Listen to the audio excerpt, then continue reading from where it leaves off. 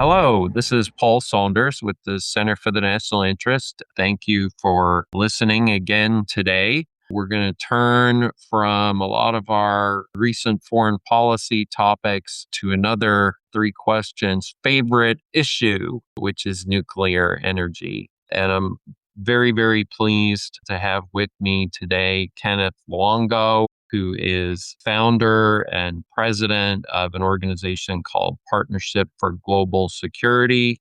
Ken is a really impressive expert on both nuclear energy and nuclear nonproliferation. I've been working on these issues for, three decades, I imagine, probably, including on Capitol Hill on the staff of the Senate Armed Services Committee with former Senator Carl Levin, former Senator William Proxmire. That's a blast from the past. You have to be a certain age to know who he was, definitely. And then later in the Department of Energy in a number of really interesting jobs, director of the Office of Arms Control and Nonproliferation, Department of the Russia and newly independent states Nuclear Materials Security Task Force, which must have been a really interesting one, director of the North Korea Task Force, then senior advisor to the Secretary of Energy for nonproliferation policy, too. So, a really impressive career in government. Since then, all kinds of op-ed articles and media appearances and other wonderful things. So thank you, Ken, for joining us today on Three Questions. It's a real pleasure. Thanks, Paul. And I'm really happy to be here. It's great to be with you again, and I'm happy to answer whatever questions you might have. The first question here, I think for many of us who are really interested in nuclear energy, it's kind of an exciting time. You've got companies restarting, big nuclear plants and reactors that have been shut down around the country, including even, one of the reactors at 3 Mile Island that Microsoft has contracted with. There are just reports in the last few days about a plant in Wisconsin that might reopen after having shut down a few years ago. I think many people out there are kind of watching this data center demand issue and increasingly hearing about that in the news and as a kind of a factor in electricity prices. Are we going to get kind of beyond restarting nuclear plants that have been shut down and start building some new nuclear power plants? When do you think that could happen? When could we see the first new nuclear power plant in America? Right. So the restarts that you reference are the lowest hanging fruit, obviously, because those plants are built and the costs are sunk, and it's just a matter of rehabbing them and then restarting them, and the power is being purchased in almost every case by one of the big tech companies for their either for their data centers or to offset other power purposes. Where do I think the first new reactor is going to be? I think the first new reactor is probably going to be finishing the VC Summer project in South Carolina. That is half built, and it may have to be partially dismantled and then rebuilt, but that's a 2-reactor plant that was stopped because the cost to build the plant went significantly over. They continued in Georgia. They were kind of simultaneous projects and continued in Georgia, and the price was quite substantial. What I think people are hoping for or thinking could happen is rather than having these one-off projects, there's going to be multiples of a kind that are being built at one time. In the United States, the plant that is most ready to go is the AP1000 from Westinghouse. And that plant is what would be built in South Carolina. It's what was built in Georgia. The Trump administration has committed up to or over $80 billion for AP1000s to be built in the United States.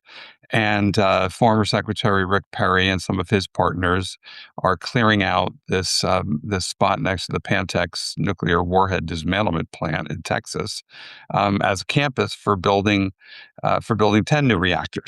There are opportunities out there, but as usual, I think the biggest impediment to where we go from here is going to be price and financing, and who's going to take on the risk of building these plants.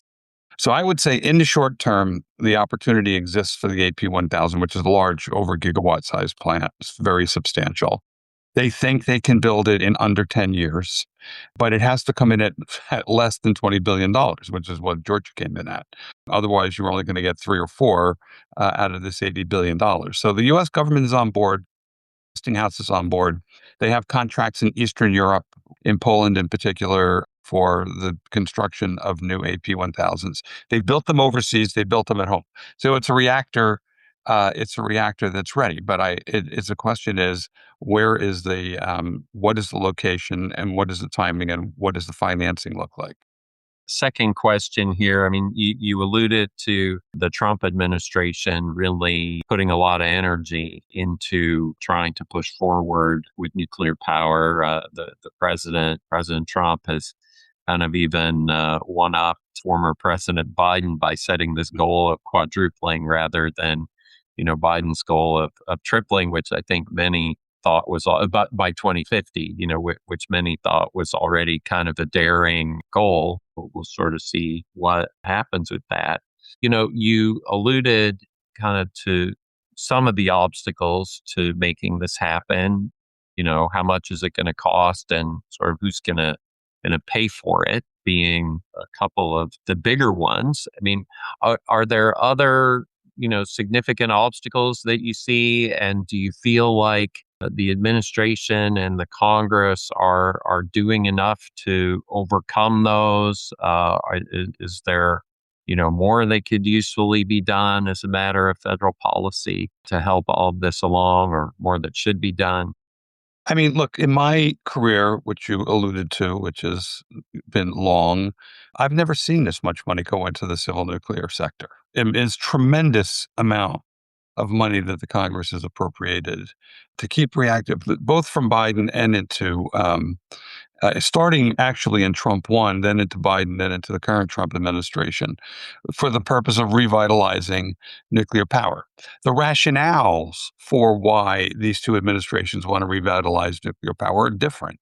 The Biden administration rationale was really based on clean energy and zero carbon.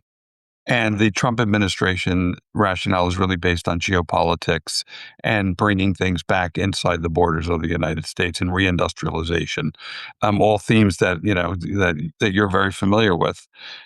So I think the opportunity exists to do this. I think the commitment is there. What we're missing right now is putting the clutch into gear.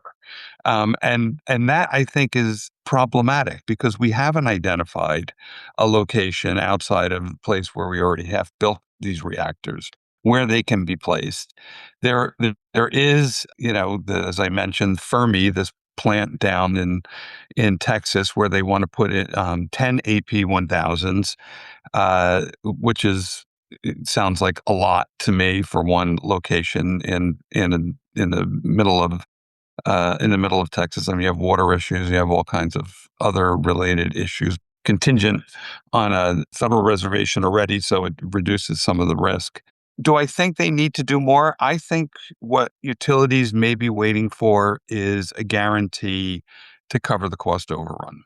So that's the one thing that Congress hasn't been willing to do, and it's the one thing that the administration hasn't been willing to do. And there's a reason why they don't want to do it, and that is they don't want to incentivize cost overruns. So they don't want to tell you that they're going to cover all of your overruns, and then when you do it, you kind of don't have any penalty for it. So there's this kind of a game going on, kind of a circular game going on of how are we going to deal with the risk issues? And I think the risk issues for this administration it has to become a little bit more acute. They've said it, but they haven't really acted on it, that this is really a national security priority. We are well behind Russia. We are dramatically behind China in terms of deploying nuclear energy. The last plant we deployed was in Georgia, and that was 2 years ago. There is nothing under construction at the moment, not a small plant, like a medium-sized plant, and not a large plant. And the ability to get from where we are now in January or February 2025 to that plant going under construction is probably going to take longer than the remainder of the Trump administration. So if you're a utility person, you're thinking, okay, we should do this, but what happens if there's a new president? What happens if to the commitment from the federal government? So I think there's a lot of uncertainty.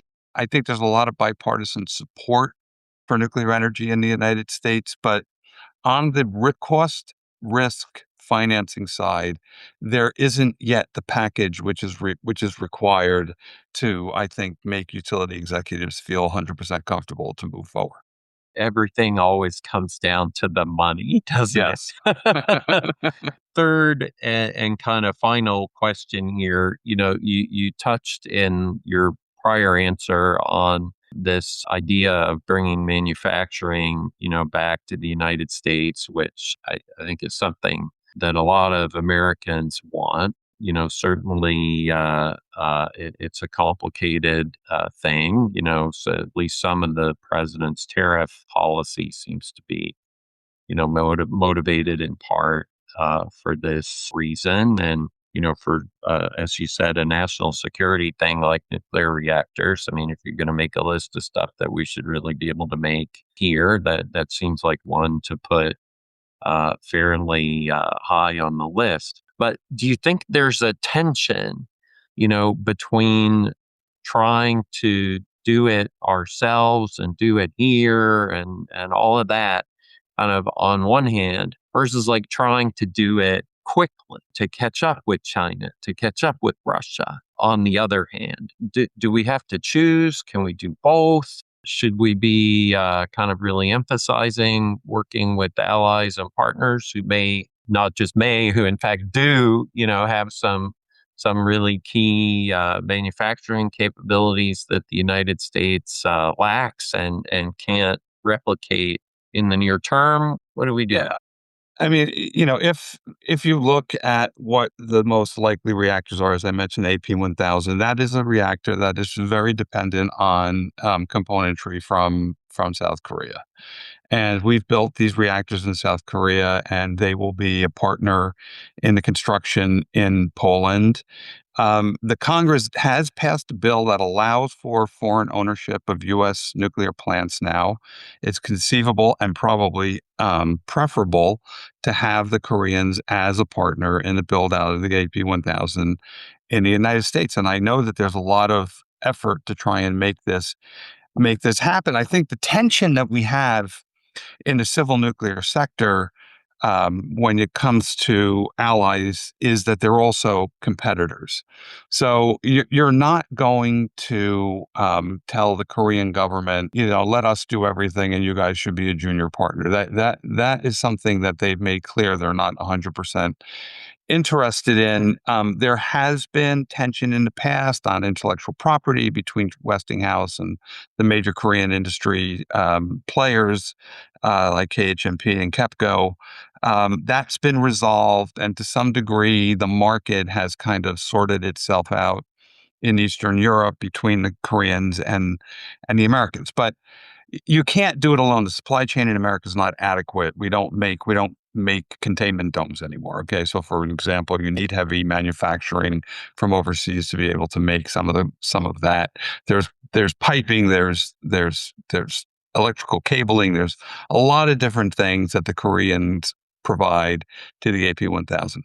This is what I don't understand about the Trump administration for all of their enthusiasm about nuclear power is why don't you make a deal for a package of 5 reactors that brings in Korean financing or may bring in financing from Middle Eastern partners to guarantee that could be the cost overrun guarantee that doesn't necessarily put everything on the back of the American taxpayer.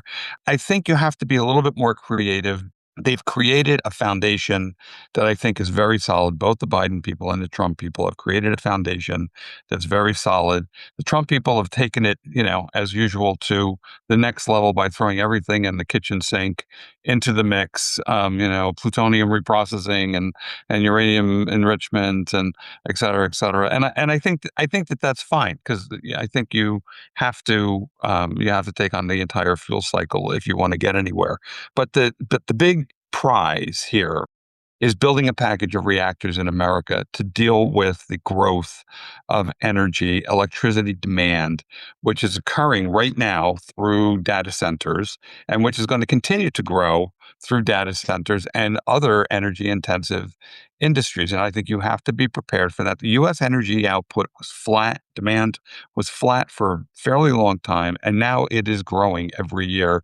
And it could be growing exponentially between now and say 2035 or 2040. And that's when one of these reactors would be coming online. You can't build these reactors in 2 or 3 years. It's a 5, 6, 7, 8 to 10 year process. So you got to start now if by 2035 you want to have some of that capacity online. And so I personally think that this year is a very critical year for the Trump people. I think they have to, now that they've laid out all their policy requirements and all their initiatives and all that kind of stuff, now I think you have to figure out how to make this work and how to make the announcement has to be, here's a package of reactors and here's what we're going to do to facilitate them. That $80 billion is great, but it's basically it's not providing the risk capital, the risk mitigation, which is required to actually build these reactors.